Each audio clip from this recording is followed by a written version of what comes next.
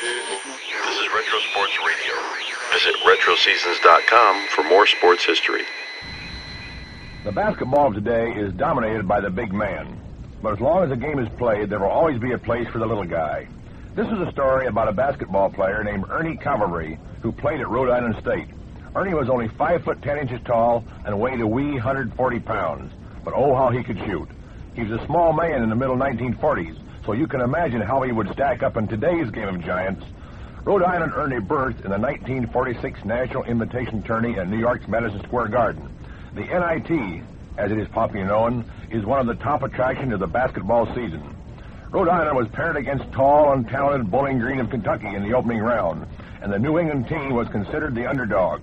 6 foot 11 inch Don Otten was a scoring star of Bowling Green, and it was a mild surprise as Rhode Island held a slim 34-32 lead as the teams left the court at the halftime intermission. How long would it take before Bowling Green's superiority took its toll? The fans wondered, so did the coaches. But the Rhode Island coach had one ace in the hole. His sharp-shooting little guard, Ernie Calverley. Ernie was the reason why Rhode Island was still in the game. The second half opened and the two schools matched basket for basket. Neither side could move to any kind of a lead. Otten was controlling the boards for the bigger Bowling Green quintet, but Calverley was picking up support from Garden fans with his one-handed shots, his ball hawking, and his all-around ability to keep his club in the game. The game moved along.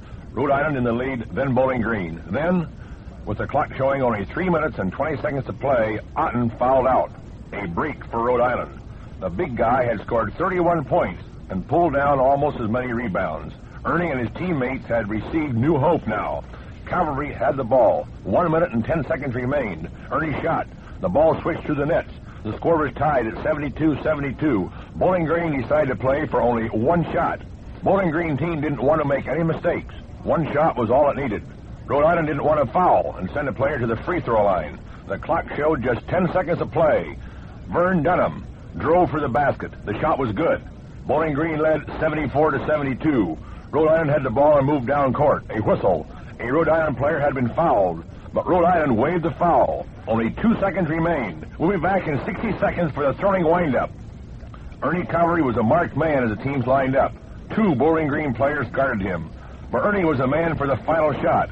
He took the pass from out of bounds, whirled, and fired a long desperation shot. As the ball sailed high into the air, the buzzer sounded. The ball finally came down, and through the nets. It was good. Ernie Calverley had tied the game with a 55-foot desperation shot at the buzzer, one of the greatest shots of basketball history.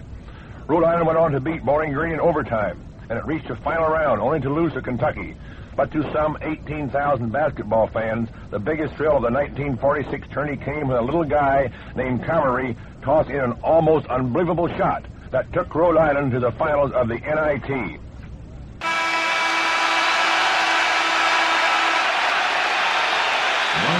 That's his 6th